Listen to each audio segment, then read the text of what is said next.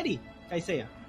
Ready na ako. Nandito na tayo sa ating Smart Picks and Bans. Again, this is gonna be a match between Team Mugen versus Valiant Warriors. So, ating tunghayan, ano yung magiging priority ng ating mga players na to. Pero, taking a look at the background ng ating mga players, no, yan.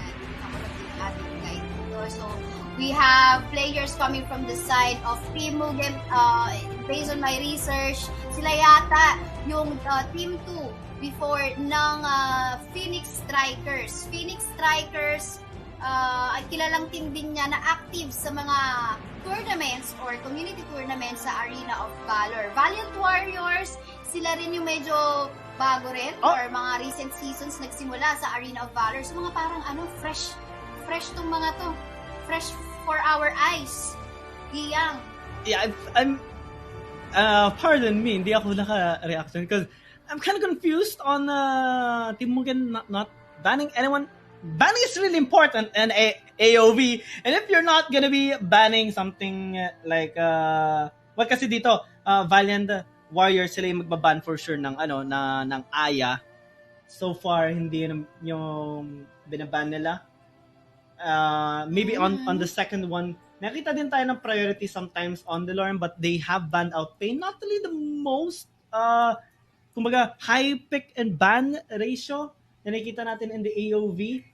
Also Baldom, but maybe they made their research on the other team. Baka ito yung isa sa mga kumbaga comfort pocket picks ng players sila.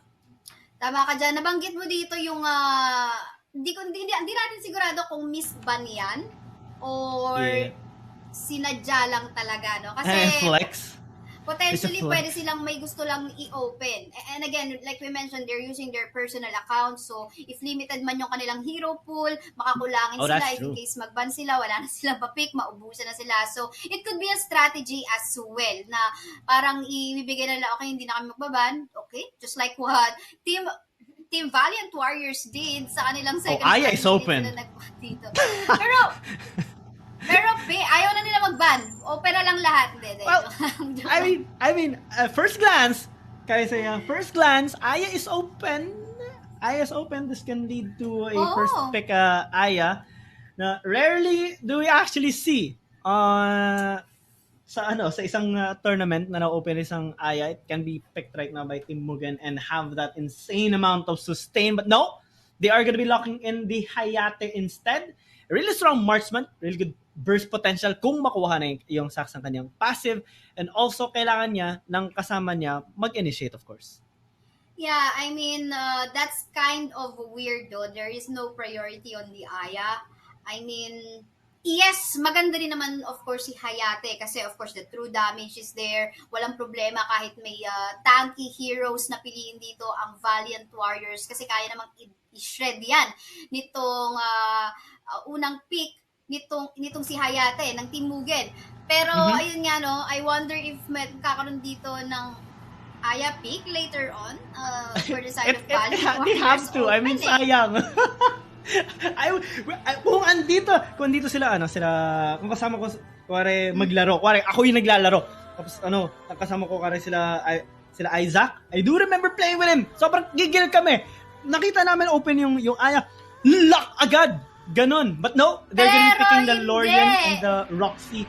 Really strong frontline. Ito yung kumbaga kidnap strategy na sinasabi na minimension namin before, because the Roxy's ultimate sobrang hasa niyan. If you get to pick off pag yung Agnus Grip na gamit mo on the carry, make sure almost 100% guaranteed na mamamatay na din yun. Kasi amount of burst na meron dito so far with the Lorian, sapat na yan Possible siguro kasi na walang may Aya sa kanila, no? Kaya that's why there's no priority. Or pwede rin namang nire-reserve nila later on. Kasi again, global banding tayo. So kung ano yung mga napick na nila, hindi na nila mapipick sa mga susunod na games or sa mga susunod na games ng ating series. But like you mentioned, Roxy, in here on the side of Valiant Warriors, meron na sila agad pang-initiate dito. Kumbaga, hindi na problema in case they wanna go for that engage sa ating sa kanilang kalaban na Team Mugen. But how about this one? Nakakita tayo dito ng Trixie and Alice. What can you say about this second and third pick ng Team Mugen? Kia. I normally see Alice being picked alongside a hyper carry na marksman, pero hindi yung katulad na ng Hayate. Normally we see it being paired up with something like Telana, Kafeni, Violet sometimes, yung mga mag-on hit. Pero they do have really good synergy overall. The amount of AoV damage and protection na meron sa first 3 picks na ito, sobrang okay na. Siguro ang mabibigay ko na lang na comment is Team Mugen, they are lacking frontline. Pero pwede natin makita yan on their last 2 picks naman.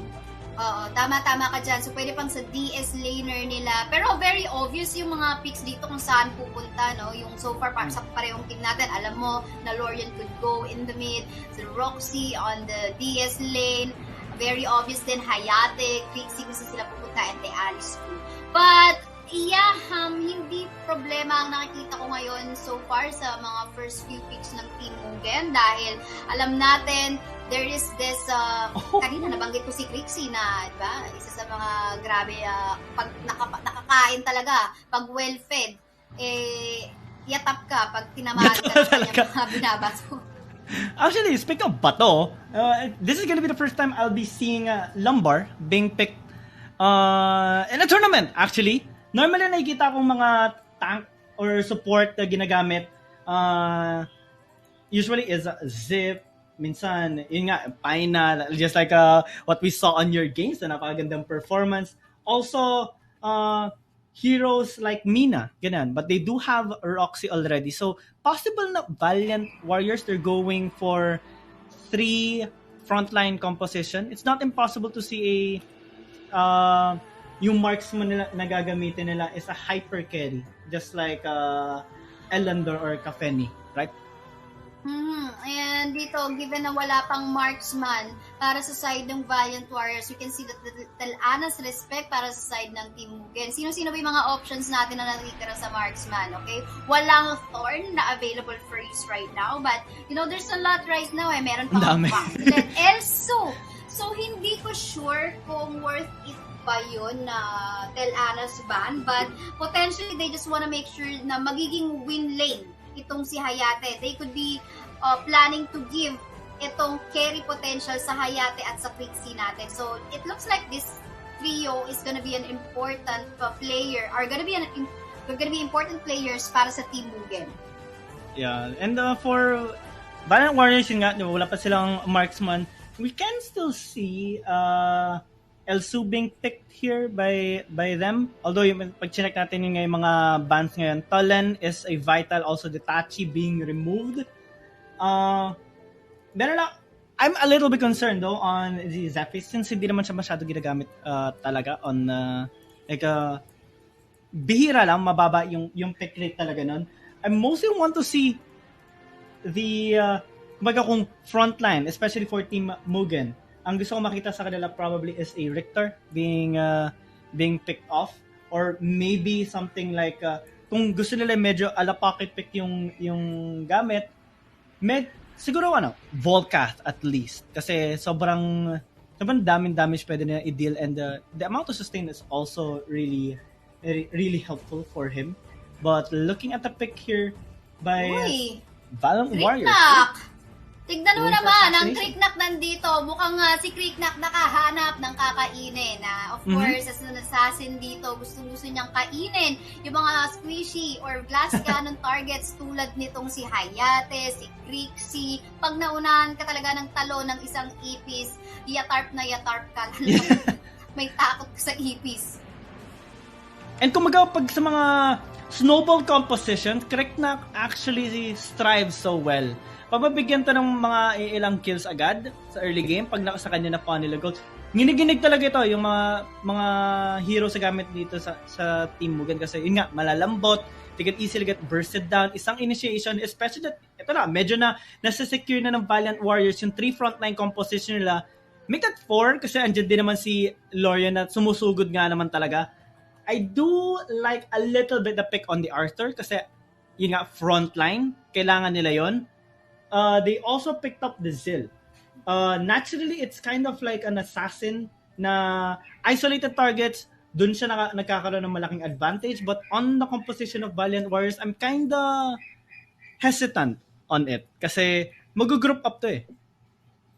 I'm liking the composition of Team Mugen, by the way. Kahit hindi ko pa nakita na kompleto yung Valiant Warriors. Kasi as you can see in here, solid front line.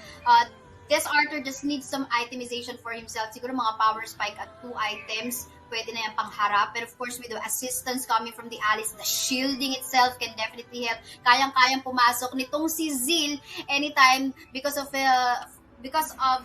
his invisibility sa mga skills na hindi siya agad-agad matatarget. Of course, this is ultimate as well. And of course, free hit lang coming from that Hayate as well as the Crixie. So nakikita natin yung potential play in terms of team fight na kayang gawin ng Mugen dito. Pero sa Valiant Warriors, ikaw ba, Giyang, anong masasabi mo sa kanilang picks and bans? Or rather, yung picks na lang kasi yun yung of course draft or composition na gagawin nila sa game. What can you say? Anong pwedeng laro na gawin nila sa Battlefield?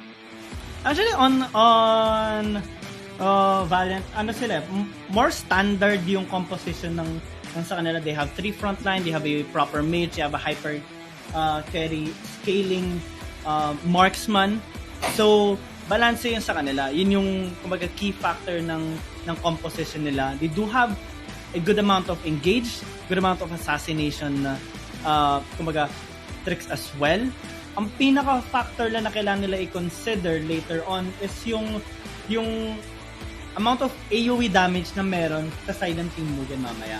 Kasi kapag makakuha ng snow, either way sa kanila, if Team Mugen gets a good snowball, if Team Valiant Warriors gets a good snowball, sila yung magdidikta ng flow ng laro. And dun sila nagbabase kasi.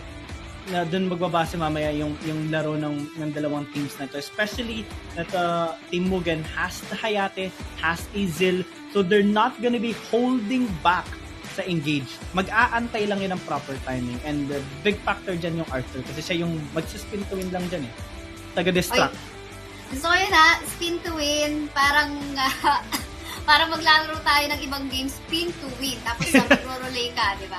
Ayos naman yun. Pero ikaw, anong side ka dito? Kasi parang prediction ko dito in terms of lineup lang Of course, ito pa rin yung execution nila. Lineup is one thing, or the composition is one thing, and another thing is yung execution. I'm really going for the composition of Team Mugen. Mas, in terms of execution, mas madali siyang i-execute, but mas depende na lang sa kanila later on. But ikaw ba, Giyang, for our game 1, anong prediction mo? Sa akin, if I were going to I'm not really fond of choosing sides. I mostly prefer stating win conditions ng dalawa. For Team Mugen kasi what I like about their draft is that they can really strive on front to back team fighting. Okay, sana they have a tank, they have the support, they have mage that can deal AoV damage. Hayate deals insane amount of damage even on tanks na yun yung medyo marami sa Valiant Warriors. And the Zil will be the one to assassinate those squishy targets na isolated. Yun yung gusto ko sa team nila. On Valiant Warriors naman, ang nagugustuhan ko sa kanila is yes, they do have insane amount of engage, but they have that hijack, yung hostage taking with the Roxy. Diyan sila magbabase mamaya, getting assassinations and getting pick-offs to kind of dismantle Team Mugen in preparation for team fight. So I think yun yung mga aabangan nila. And they have a late game hyper carry which is the Violet. So sobrang okay din yan for the late game. But if I were to choose, I think I would side with the Team Mugen as well. Andun yung parang security or assurance ng nila composition. They're kind of more balanced. Na ba natin agad to? Pero I guess yeah, ready na ang mga team natin. So we're gonna be heading on to the battlefield. Ito na nga ang bakbakan between Team Mugen versus Valiant Warriors. Kami ang inyong magiging shoutcaster.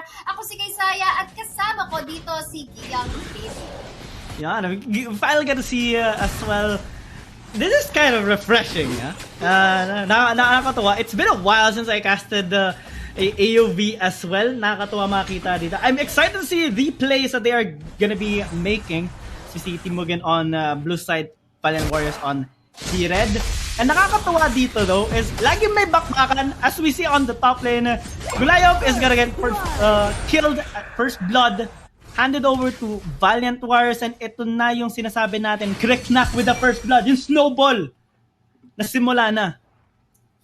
Tama. So, again, Kriknak, gusto yan kumain ng mga squishy targets. Pero ang ginawa dito ng Valiant Warriors is still actually head on to going on to the lane of Arthur first. Pero teka lang, medyo nabawian yata ng buhay ang ating kuya mo.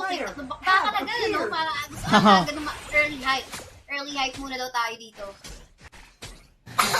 Nakakatuwa talaga kung galing sila aggressive dito.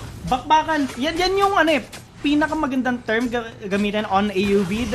There is non-stop action. Kung sa mga ibang games, nakita natin meron mga laning phase. Yes, meron din naman dito on AoV, but after clearing out the wave, there's always a search for picks. There's search for opportunities to get any kind of lead. Nakita natin ngayon, the Abyssal Dragon is gonna get taken down here by Valiant Warriors. So this is gonna help them a little bit with regards to the economy. Dito kailangan mag-ingat ng Team Mugen because they do want to scale. Kailangan nila mag-scale up. Ang pinaka-snowball friendly lang nila dito is the Zill. But the others are just wanting to play it out safe, group up as much as possible. Pero dito nag-ulti na agad si Colt PH. He's gonna try to get that kill onto Porky Pops, but instead he gets taken down. Nagkaroon yata ng miscommunication ng Team Mugen doon. Si Zill papasok pero iniwan siya nitong si Trixie at saka ni Arthur. So nagkakaroon tayo dito in terms of yung movements ng ating mga teams. So very well coordinated yung galawan ng Valiant Warriors in terms kung saan sila pupunta, anong goal nila. At makikita natin dito, binubuli na naman si Arthur sa taas ng mapa natin. And I think ginagawa yan ng Valiant Warriors kasi alam nila, sige, pag tumaba itong Arthur na to, siya yung frontline. Siya yung magsusoki ng damage para makabato ng skills itong si Hayate as well as itong si Krixie. So, ang plano ng Valiant Warriors ay okay, huwag nating patatabi ito. Siya yung bubulili natin sa ngayon. But in terms of bullying, eto na nga. Ganda na. Hostage taken with Agnes Grip, allowing Valiant Warriors to have this numbers advantage again. Nakuha na nila kanina yung Abyssal Dragon. Now, they're trying to get this Dark Slayer. And I'm not sure if this is gonna be contested by Team Mugen. They're gonna try to take it, but it's gonna be unsuccessful. Porky Pop secures that objective, and they're going for the punish. Colt PH again, mamamatay siya, but it's gonna get traded out onto a Storm. Grabe, dalawang flicker yung ginamit na doon para lang ma-close yung gap. And I think Valiant Warriors, they have to disengage. Okay na, nakuha na nila yung kailangan nila. Team Mugen, they got a trade out of it with a kill, but they have to prevent those objectives from being taken away from them. Dalawa na nakuha ng Valiant Warriors. So makikita natin ang ating instant replay mula sa bakbakan natin doon sa side ng Dark Slayer. And as you can see, walang takot yung parehong team natin na walang fight lang. But at the same time, nagkakaroon lang din dito ng laban in terms of, okay, sino talaga makakasecure. But so far, Valiant Warriors have secured 2 objectives. Yung unang dragon natin at yung unang Dark Slayer natin. Pero mabawi naman ang Mugen as they get the first turret down the bottom lane up against Valiant Warriors. Yeah, so far, looking at the gold, Valiant Warriors are sticking to their win condition. Ito mga early fights. Itong mga small skirmishes, that is where they strive. They look for pick-offs, they try to translate it into objectives. Nakita natin in 10 seconds, the Abyssal Dragon is gonna come up. The Dark Slayer, medyo maya pa yan. So maghahanap na naman sila ng pick, possibly in the mid. So nakita natin sila mag-group up dito, while Team Mugen are just trying to farm it out. They have to wait maybe up to 10 minutes. Sometimes nakita natin mag-stretch into 15 minutes bago sila talaga mag-engage ng todo kasi dyan na nila may hit yung power spikes nila, especially for the Krixie and the Hayate. Once they get their items completed, dyan na sila mag-strive. But looking here right now, they're actually contesting this Abyssal Dragon. Nakakaalangan nga lang ito kasi syempre Valiant Warriors, they do have the rock, although it is located at top. So medyo delikado pala sila dito ngayon. Team Mugen are going for the AoV damage, and that is already enough to get those kills against the Valiant Warriors, and they even have enough HP to secure this Abyssal Dragon. Ito yung pinag-uusapan natin. Isama mo si Arthur sa inyong flash. Sabay makaka-free hit ng malaya itong si Rabbit Chang as well as itong si Storax na gamit-gamit ang ating Quickie at Hayate. Grabe din naman yung damage, but then again, hindi pa tayo tapos dahil si Roxy nakabawi din naman in terms of going for turret on the top side.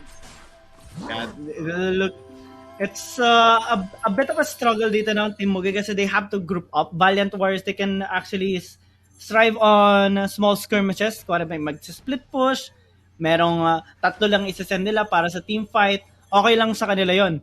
But Team Mugen, their best condition is grouping up. So dito sila kailangan na pwede mag-ingat na hindi ma-push yung mga iba nilang lanes and also not get caught off guard. Especially dahil nakakatakot nga naman talaga or hassle yung Agnes grip ng isang Roxy while Deadly Motion is just trying to farm it out. Mamaya pa yung magpa-pop off mga 12 minutes din kapag meron na siyang item. Looking at the levels, so far no one is having that insane amount of lead. Wala dito yung parang halos pantay-pantay lang sila while Valiant Warriors secure yet another objective. Looking at the objective score, 3-1, medyo okay na okay to para sa Valiant Warriors. Oh, naman. Pero teka lang, look at the aggressive push play coming from the side of Valiant Warriors. Pero yun nga lang, nakabackup dito si Arthur. Going for the front line, soaking in all the damage coming from the side of Valiant Warriors. At hindi nila makuha, masustain yung multiple damage coming from the Crixie. Nagkakaubusan na para sa side of Valiant Warriors. But Roxy's there, going for the front line. Hindi pa nga tapos. Oh, flash out coming from Rabbit Tag. Gonna be safe. And there you go. Nakikita mo dito, Giyang, pantay ang laban natin no matter what. There's the difference coming from the side na kung sino nakakakuha ng tore, kung sino nalamang sa pera. Oh my. I mean, this could still be anybody's game. Yeah, no? Nakakatuwa dito kung gaano ka laki respeto binibigay ng isa't isa. But also when they think na kaya nilang pumalag, hindi sila nag-hesitate. I like how a Cold PH actually went in at kahit punado na siya, sugod pa rin. And Valiant Warriors actually had to spend more resources than necessary para lang mapatay siya. But Agnes Grip being used here, and the Storax is gonna get taken down. A nice assassination might actually get through as a lightning gonna get taken down as well. Dito na nagkakaroon ng medyo hassle na pangyayari. They don't have a tower in the top lane anymore. And that cost them 3 deaths na mabibigay sa Valiant Warriors in an attempt to push their tier 1 tower na hindi rin nila nakuha. And now, Dark Spear is again available for the taking. Now, let's just take a look at this instant replay na nangyari dito sa back-backup class ng mapa natin. So, medyo nagipit lang sa pag-back dito si Kuya mo Alice, kaya yun na. And of course, again, these are the 3 targets we're talking about. Again, it's good food. Gusto ko kainin ng isang free snack sa mga ganyang glass cannon targets. Pero you know what? I've been observing the plays coming from the side of Valiant Warriors. Kanina pa sila, mula umpisa, 0-second countdown, talagang consistent sila in terms of free objectives na gusto lang puntahan sa mapa. And the bush gaming, yung mga psycho plays nila, grabe yan din naman. Sobrang grabe talaga. But, you know what, nasa 10-minute mark na tayo. The damage is starting to increase on the side of Team Mugen and Valiant Warriors. They're starting to feel it as well. They're not letting Team Mugen take the upper hand just yet. Nakita natin si Storax focus mo rin sa pagpa-farm because he knows that he is not as ready as later on. But we're seeing the Zildo going in with the ultimate. Copias has to disengage though. He gets punished in the process. And then Valiant Warriors are not letting go of their lead. They take 2 kills, might as well take a tower in the mid. Lightning is trying to disengage, but it gets taken down by Deadly Motion. Again, si Storax, napakagandang ulti naman yon ni Ultimessia. Napalakas na Lorian. Yan ang sinasabi ko. The Lorian engage is very potent, and because of that slight miscommunication, bigla na lang sa isang iglap, Valiant Warriors take the win.